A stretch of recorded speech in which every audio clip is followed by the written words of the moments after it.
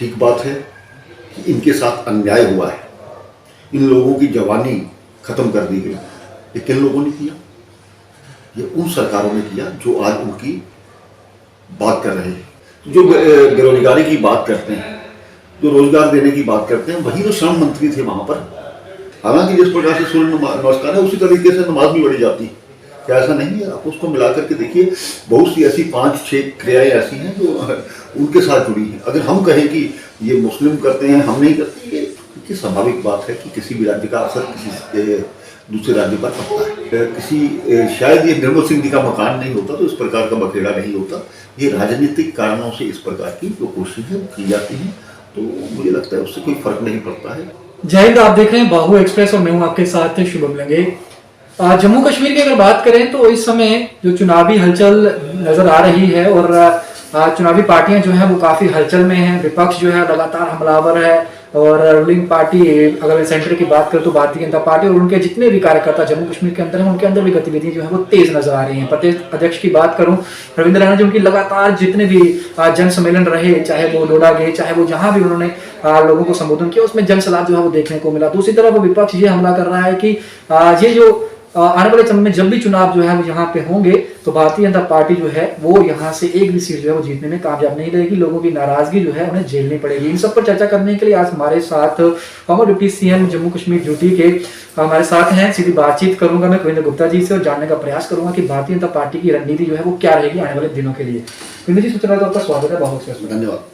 कुंदन, मैं आपसे ये जानना चाहता हूँ, भारतीय जनता पार्टी की बात करें तो आपके प्रदेश अध्यक्ष के साथ जितने भी लोग हैं, जब भी उन्होंने जन सम्मेलन किए, जितने भी लोगों से उनकी जनसभाएं रही, उनमें लोगों की भीड़ काफी देखने को मिली जब रिस्ट्रिक्शंस इंपोज नहीं की गई थी। लगता है कि वो जितने भी लोग वहां पर आए वो वोट बैंक में भी तब्दील होंगे, क्योंकि जमीनी सतह की हालात जो है, खासकर जम्मू की बात करूं डिस्ट्रिक्ट की, तो कुछ अलग दिखाई दे रहे हैं। लोगों से नाराजगी हम मार्केट में रहते हैं, लोग ये कह रहे हैं कि आने वाले दिनों में जो है वो देखने को असर ये मिलेगा कि महंगाई जो हमने झेली है, अनएम्प्लॉयमेंट जो रेशियो है, इसका भी असर जो है वो देखने को कहना है इन चुनावों में मिलेगा।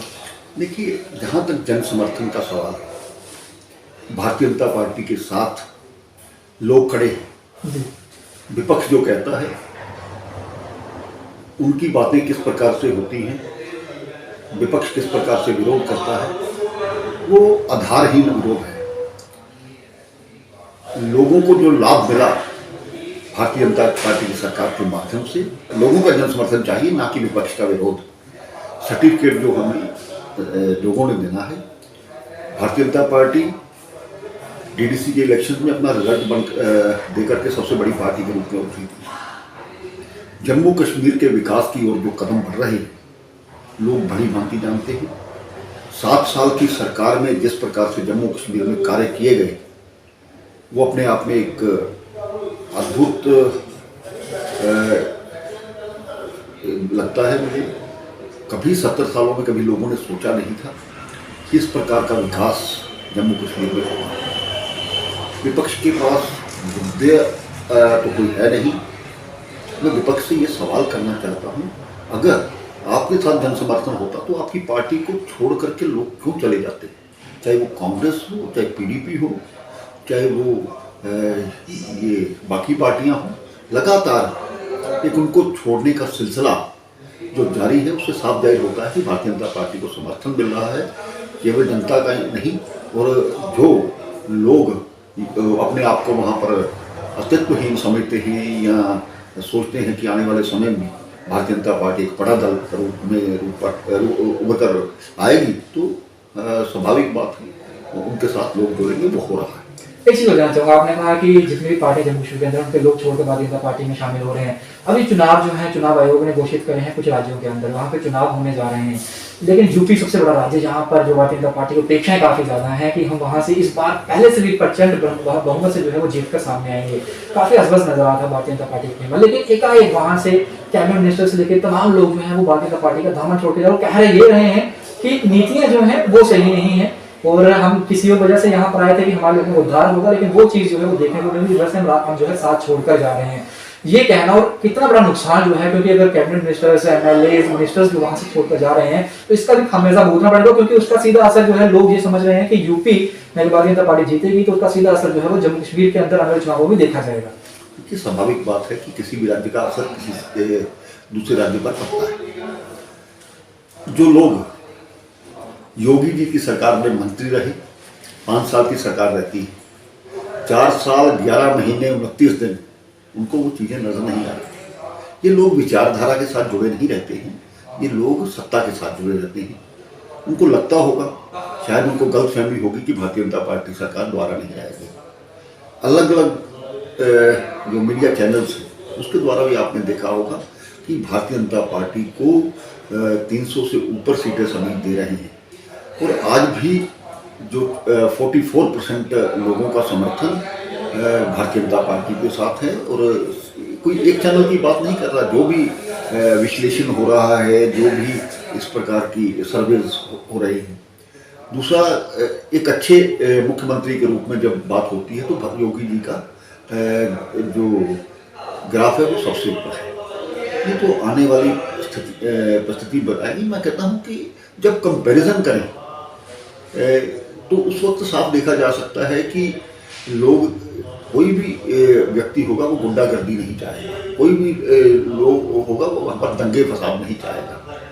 तो विकास की राह पर चलते चलते यूपी में सामने नजर आता है, और वो राज्य जिसमें ये कानून नाम की कोई चीज़ नहीं थी, आज वहाँ पर व्यवस्था जिस प्रकार से बनी है, तो सामान्य बात है कि जन समर्थन भारतीय जनता पार्टी के साथ है। बाकी दावे तो सभी दल करते ही हैं। ऐसा कहीं ना कहीं लोग ये भी पूरे राष्ट्र जो है वो देख रहा है कि अमित शाह जी जो चनाके कहा जाता है, जिन्हें भारतीय जनता पार्टी का नीति लेकर कहा जाता है, उन्हें उनकी कोई भी जो बात वो सोचते हैं उसे वो ठानते हैं, उसको पूरा करते हैं। ऐसे यही देखा गया है। लेकिन अभी तक वो चुप है, इतने लोग छोड़ कर गए। उन्होंने एक मीटिंग की, उन्होंने कहा कि चुप रहिए, वो सामने नहीं आए हैं। अभी वर्चुअल मीटिंग जो लोगों को संबोधन करना है वो सामने नहीं आ रहे हैं। क्या कुछ चल रहा है? क्योंकि कहीं ना कहीं अगर इतने लोग एक साथ पार्टी को छोड़ गए, कहीं ना कहीं नुकसान तो वाकई देखने को मिल रहा है पार्टी को। देखिए, जितने जा रहे हैं उससे ज़्यादा आ भी रहे हैं। और मुझे लगता है, मैंने पहले कहा कि 5 साल जो लोग मंत्री सरकार में रहते हैं, जो बेरोजगारी की बात करते हैं, जो रोजगार देने की बात करते हैं, वही तो श्रम मंत्री थे वहाँ पर। वही जवाब क्यों नहीं देते? लोग उनसे जवाब लेने वाले हैं ना, कि भारतीय जनता पार्टी से। और भारतीय जनता पार्टी ने बहुत सा ये जो रोजगार भी लोगों को दिया है, विकास भी लोगों को दिया है, और शासन व्यवस्था भी लोगों को दी है। और वहाँ पर जो भ्रष्टाचार है वो उससे बिल्कुल मुक्त है। पुरानी सरकार को देखिए, भारतीय जनता पार्टी की सरकार को देखिए, एक भी व्यक्ति पर कोई इस प्रकार का भ्रष्टाचार का इल्जाम लगा हो, वो ये बात तो हमारे जो विरोधी है वो भी नहीं कहते। एक चीज और जानना चाहूंगा, एक और हॉटस्पॉट टॉपिक बना हुआ है जम्मू कश्मीर का, सूर्य नमस्कार। वो भी काफी चर्चित चल रहा है। पार्टी जो है वो विरोध कर रही है कि हम नहीं करेंगे। जितने भी कश्मीर बेस्ड पॉलिटिकल पार्टीज हैं, उनके सभी जितने भी चेयरपर्सन हैं, वो सब ये कह रहे हैं कि ये चीज़ जो है ये गलत है, ये नहीं होना चाहिए, ये नहीं करेंगे। इसे एज ए डिप्टी सीएम जब आप रहे, इस शासन में रहे आपने, क्योंकि जब कोई इंसान सत्ता में आता है तो हर एक इंसान को, एक वर्ग को एक समान देखता है। लेकिन जब कोई सरकार की फैसला आती है, उस तमाम वर्गों के लिए लिया जाता है। उसको धर्म के साथ जोड़ना, इसे किस तरीके से देखते हैं? देखिए, मैं ये पूछना चाहता हूँ कि इसको धर्म के साथ किस प्रकार जोड़ा गया। ये नेचर है, सूर्य भी नेचर का है, चंद्रमा भी नेचर का है। अगर सूर्य को जो हमें इतनी ऊर्जा देता है, जो हमें एक बल देता है, उसको हम भारतीय संस्कृति जो हमारी है, योग, आसन और इस प्रकार के जो नमस्कार हैं, उससे किसी धर्म विशेष के साथ जबरदस्ती जोड़ना, मुझे लगता है वो ठीक बात नहीं है। ये एक योगा का, ये एक एक्सरसाइज का माध्यम है। क्या ये मुस्लिम लोग नहीं करते हैं? सभी करते हैं। किस प्रकार से सिर को उठाना नीचे, फिर पैरों, ये जो हाथ है पैरों को लगाना झुक करके, उससे ये अपनी जो शारीरिक सिस्टम है वो ठीक होता है। ना कि ये कोई हिंदू ही करेंगे या मुस्लिम नहीं करेंगे, ऐसा कुछ नहीं। इसमें ना तो कोई इस प्रकार का कोई चीज़ है कि जो उसको बताई गई है कि ये मुसलमान ऐसे नहीं करेंगे। हालांकि जिस प्रकार से सूर्य नमस्कार है, उसी तरीके से नमाज भी पढ़ी जाती है। क्या ऐसा नहीं है? आप उसको मिला करके देखिए, बहुत सी ऐसी 5-6 क्रियाएं ऐसी हैं जो उनके साथ जुड़ी हैं। अगर हम कहें कि ये मुस्लिम करते हैं, हम नहीं करते, ये एक एक्सरसाइज का तरीका है। खामखा मुद्दा बनाने के लिए, लोगों को गुमराह करने के लिए इस प्रकार की बातें की जाती हैं, जो कि बिना किसी कारण से। जम्मू कश्मीर की अगर बात करूं तो विपक्ष, जैसा आप कह रहे हैं कि विपक्ष पास कुछ था नहीं, तो वो ऐसे ही बेतुकी बातें जो है वो कर रहा है। 2 इंस्टीट्यूशन है जम्मू कश्मीर की बात करो, जम्मू कश्मीर और जेडीयू, वो अपने तरीके से काम करता है, उसमें किसी पॉलिटिकल पार्टी को इंटरफेरेंस नहीं होता है। जेडीए ने जो कार्रवाई करी वो लोग बाहर आए, लेकिन उसे अब पॉलिटिकल हब बनता हुआ नजर आ रहा है। तमाम जितने भी अपोजिशन के पार्टी विपक्ष जितना भी वहां पर बैठ कर धरने प्रदर्शन इस तरीके से दे रहा है कि वो भारतीय जनता पार्टी द्वारा या फिर आपके इशारों पर जो है वो इस तरीके से चीजें करवाई जा रही हैं। उन लोगों के लिए क्या संदेश है, और खासतौर पर निशाना जो है आप ही के जो फॉर्मर डिप्टी सीएम रहे हैं उनके ऊपर भी लगाया जा रहा है बार बार कि उनके साथ जो है पक्षपात किया जा रहा है। जो अमीर और गरीब की ग्रेड नीति जो है वो भारतीय जनता पार्टी के साथ नजर आ रही है। ये विपक्ष लगातार जो है इसीलिए सोशल मीडिया में जब भी बयानबाजी, जैसे कल डिप्टी हमारे सीएम पहुंची महबूबा मुफ्ती जी पहुंची वहां पर, उन्होंने यही बयान दिया। उन्होंने कहा कि इस तरीके की हम नीति नहीं चलेगी। उन्होंने गोडसे के साथ जो है इसे कंपेयर कर दिया। कैसे देखते हैं? देखिए, दो बातें। एक तो वो लोग हैं जिन्होंने जेडीए की जब कॉलोनी बनी थी वहां पर उनको प्लाट मिले, अलाट हुए, और उसके साथ ही उन्होंने सारे पैसे जमा करवाए। कितने सालों से वो इस चीज को वेट कर रहे हैं। सभी व्यक्ति मानते हैं अदालत के जो एक फैसला होता है उसको मान्य होना चाहिए। डबल बेंच ने अगर उन लोगों के केस के बारे में कहा तो मान्य होना ही चाहिए। जहां तक उनका सवाल है, ना तो उनके पास कोई कागज है, इसका ये मतलब नहीं कोई भी कहीं भी जमीन पर बैठ गया तो उसकी होगी। ये तरीका भी गलत है। वो कह रहे हैं कि हम पिछले इतना ज़्यादा परदादे यही रहते थे, हम यही हम कहाँ रहेंगे। देखिए, कहने को तो जो मर्जी कहे, लेकिन ऐसा नहीं है।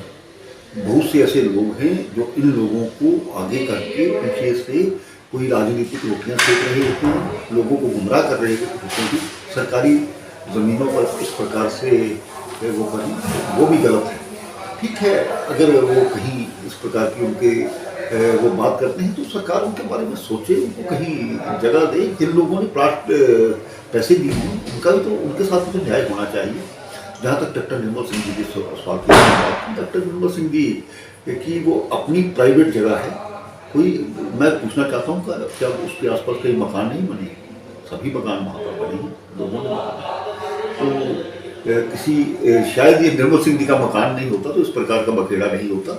ये राजनीतिक कारणों से इस प्रकार की जो कोशिशें की जाती हैं, तो मुझे लगता है उससे कोई फर्क नहीं पड़ता है। किसी व्यक्ति को बिना किसी कारण के इस तरह से निशाना बनाना, ये राजनीति में चीज़ें चलती हैं। अगर और वो लोग इस प्रकार की बातें कर रहे हैं जिन्होंने खुद इस प्रकार की इरेगुलरिटीज की हैं, उस लोगों पर क्वेश्चन मार्क उठाना ये गलत है। आने वाले दिनों में अगर चुनाव होते हैं जम्मू कश्मीर की अगर बात करें तो 2 से 3 डिपार्टमेंट ऐसे हैं जो चाहते हैं कि कहीं ना कहीं हमारे साथ जो है वो न्याय किया जाना चाहिए। डेली वेजेस का लंबे समय से मुद्दा चल रहा है। आप जब से बात करता हूँ मैं उनकी बात हर बार करता हूँ। एसपीओस का मुद्दा है, आशा वर्कर, आंगनबाड़ी वर्कर्स हैं, जितने भी एसपीओस हमारे हैं, ये तमाम होम गार्ड्स की बात करूँगा तो ये लोग ऐसे हैं जिनको आशाएं काफ़ी हैं आपकी पार्टी से। और आपके प्रदेश अध्यक्ष जो है वो लगातार कहते हैं कि हम जो है हम किसी को भी कुछ नहीं होने देंगे, हम सबके साथ जो है वो जस्टिस होगी, सबको जो है भारतीय जनता पार्टी से अपेक्षा है तो हम ही उनका जो है वो दाद भी करेंगे जब भी हम सत्ता में आएंगे। लोग जानना चाहते हैं कि जब आप सत्ता में थे तब आपने कार्रवाई क्यों नहीं करी, तब आपने इनके ऊपर जो है इनको परमानेंट या फिर डेली बेसिस को किस तरीके से आगे की है, उस पर कोई पॉलिसीज क्यों नहीं फ्रेमवर्क की गई। अब आप फिर से कह रहे हैं कि हम सत्ता में आएंगे, यानी कि एक बार फिर आप आएंगे, एक बार फिर आप चले जाएंगे, और जब आप नहीं होंगे आप बोलेंगे हम जब आएंगे तब करेंगे। इनको सिर्फ वोट बैंक के लिए इस्तेमाल किया जाएगा तमाम राजनीतिक पार्टी में, क्योंकि अब हर कोई पार्टी जो है वो ये कह रही है अपने मैनिफेस्टो में जब हम बनाएंगे तो इनके बारे में बात करेंगे, हम आएंगे तो हम करेंगे। तो ये लोग विश्वास किसके ऊपर करेंगे? देखिए, भारतीय जनता पार्टी के कहने में और बाकी लोगों के विपक्षी पार्टियों के कहने में अंतर है। हम जो कहते हैं वो करते हैं। ठीक बात है कि इनके साथ अन्याय हुआ है, इन लोगों की जवानी खत्म कर दी गई। ये किन लोगों ने किया? ये उन सरकारों ने किया जो आज उनकी बात कर रहे हैं। क्या भारतीय जनता पार्टी ने बीडीसी के मेंबर्स का जो भत्ता था 3,000 से बढ़ा करके 18,000 नहीं किया? जब एसपीओस की तनख्वाह भारतीय जनता पार्टी ने नहीं बढ़ाई है? क्या बाकी जो लोगों की यहाँ पर 200 रुपये पेंशन होती थी उसमें भी वो लोग उनके पैसे खा जाते थे, डिजिटल तरीके से उनके खाते में नहीं जा रही है? आज भी इस महामारी के दौरान अगर 80 करोड़ लोगों को राशन मुफ्त मिल रहा है वो भारतीय जनता पार्टी दे रही है, और डिजिटल तरीके से दे रही है, उनके खाते में पैसे जाता है।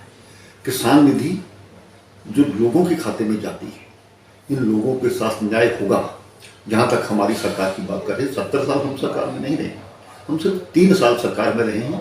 वो भी सरकार एक विशेष परिस्थितियों में चलाने की जरूरत पड़ी, कारण लोगों ने मैंडेट दिया था। जब हमें लगा कि सरकार ठीक तरीके से काम नहीं कर रही है, अगर भारतीय जनता पार्टी सत्ता की लालची होती तो हम सरकार में होते इस वक्त। हमने उसको लात मार करके सरकार से समर्थन वापस लिया। मैं उस वक्त डिप्टी चीफ मिनिस्टर था। तो हम चाहते थे कि आने वाले समय में लोगों को साथ जो अन्याय हुआ है उसको हम खत्म करें।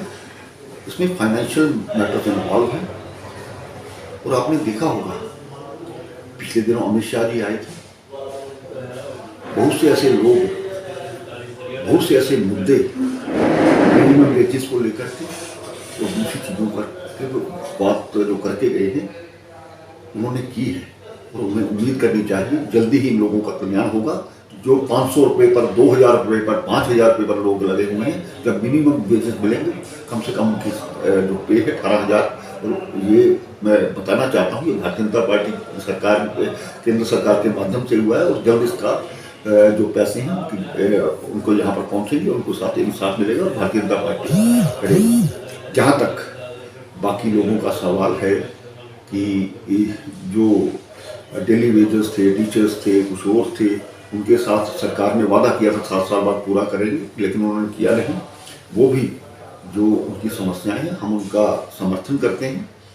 तो भारतीय जनता पार्टी आज भी उनके लिए लड़ रही है। केंद्र के नेताओं को पता है और जरूरी उनकी जो समस्याएं हैं जब सरकार में आएंगी तो भारतीय जनता पार्टी उनका कल्याण करेगी। चलिए सर, बहुत बहुत शुक्रिया, आपने अपना कीमती समय में दिया। धन्यवाद। तो ये थे हमारे साथ farmer deputy chief minister Jammu Kashmir UT के कविंदर गुप्ता जी। सीधी बातचीत करी है क्योंकि इस समय सियासी हलचल काफ़ी तेज़ है।